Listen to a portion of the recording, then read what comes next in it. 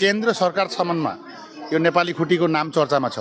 जसले गोर्खा डेभलपमेन्ट काउन्सिलले समग्रतामा नाजिरा अञ्चलमा जति पनि क्षयक्षति भएको गोर्खाली गाउँ हर गाउँको हर घरमा केही न केही भए पनि हामी गोर्खा डेभलपमेन्ट काउन्सिल तर्फबाट असमको विभिन्न गोर्खा जनताले दिएको जति पनि सामग्रीहरू हामी घर घरमा पुर्याउने सङ्कल्प लिएर काम गरेको छु। अलिक आजको तारिकमा जतिखेर जेपी नड्डाजी आउनुभयो, मुख्यमन्त्री आउनुभयो, मैले हाम्रो ज्येष्ठ मन्त्री पिजु साजुकाज्यूलाई मैले आग्रह राख्यौँ, दादा नेपाली खुटी साथसाथमा हाम्रो बहुत ठुलो गोर्खाली गाउँ कमल छापरी जानुपर्छ भन्ने कुरा राख्यौँ र कमल छापरी भन्नुभयो भोलि नभए पर्सि, आजको तारिक हो, आज 5 तारिक, 6 नभए 7 तारिक हामी पिजु साजुकाज्यू, हाम्रो मन्त्री महोदय, स्थानीय विधायक मौरी बर्गाज्यू र गोर्खा डेभलपमेन्ट काउन्सिलको टोली हामी गएर समग्रतामा हामी कमल छापरी इलाका पनि बुझिदिन्छौँ। गोर्खा उन्नयन परिषद असम सरकार तर्फबाट बिहुबर यस बृहत्तर अञ्चलमा बसोबास गर्ने गोर्खाहरूको जुन चाहिँ बान पीडित समस्याले गोटै घरबारी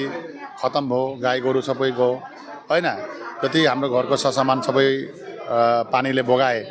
अब त्यो विषयले सबैभन्दा धेरै क्षति भएको कुराहरू सोसियल मिडियामा वा यहाँबाट स्थानीय समाजले जानकारी दिएकोमा हामी आयौँ, देख्यौँ, यहाँ सच्चै नै समस्या छ र एउटा ठाउँको समस्या समाधान नगरेर अरू ठाउँमा जाने कुराहरू त आउँदैन।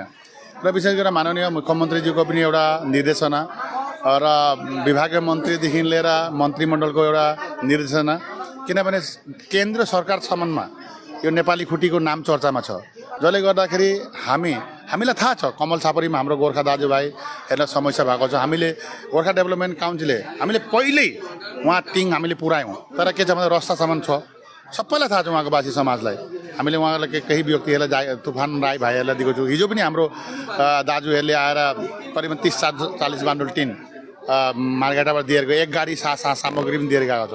हामी गोर्खा डेभलपमेन्ट काउन्सिल के भन्नु चाहन्छु भन्दाखेरि हामीलाई थाहा छ नेपाली कुटी घमे डाँडादेखि लिएर तपाईँको हाम्रो सिग्नल बस्तीदेखि लिएर विशेष गरेर नदीको उतापारी बस्ने हाम्रो गोर्खाली दाजुभाइ घरबारी बितेको छ। तर हामीले जानेको छु जे उता घरबारी बिग्रे तापनि गाई गोरु मरेको छैनन्, मान्छेहरू त्यस्तो प्रकारले मरेको छैनन्।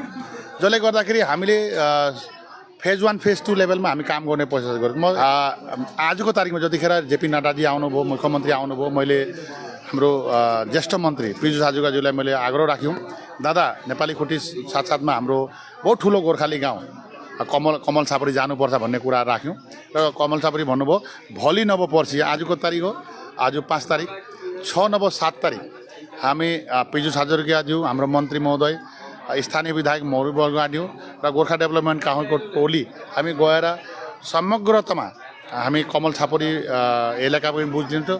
नेपाल अब के भन्छ सिग्नल बस्ती छेउमा चाहिँ हामी जान सक्छौँ, गइहाल्छु। तर यहाँ ध्यान केन्द्रित गर्नुको लागि निर्देशना आएको लागि यहाँ ध्यान केन्द्रित गरेको मात्रै हो।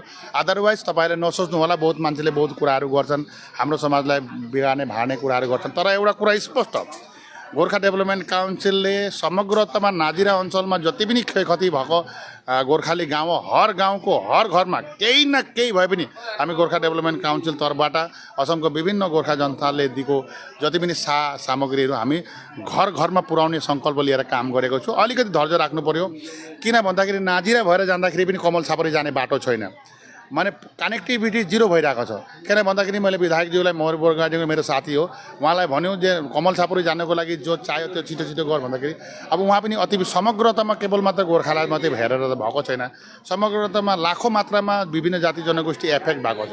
त्यसको लागि अब भोलि हामी जति जानु पऱ्यो भने हामी यतैबाटै हिलोनी भएर हामी नाउ लिएर जाने, तपाईँले देख्न सक्नुहुन्छ हामी नाउ लिएर जाने, किन उताबाट गाडी जानेको लागि जुन चाहिँ कनेक्टिभिटी अहिले टोटल त्यो गरा खन्याले भित्तिबस्त गरेको छ। अब यो गर्नुको लागि अहिले पानी परेको छ, हिलो भएको छ, रस्ता पनि बनाउनु सकिँदैन, पत्थर लगाउँदा गाडेको छ, अब हुने सम्भावनै छैन। त्यसको लागि कमल छापरीवासी विभिन्न जाति जनगोष्ठी सहित हाम्रो गोर्खा समाजको प्रतिजना दाजुभाइ दिदीबहिनी अभिभावकलाई हामी भन्नु चाहन्छु, गोर्खा डेभलपमेन्ट काउन्सिलको नजर सबैपट्टि छ।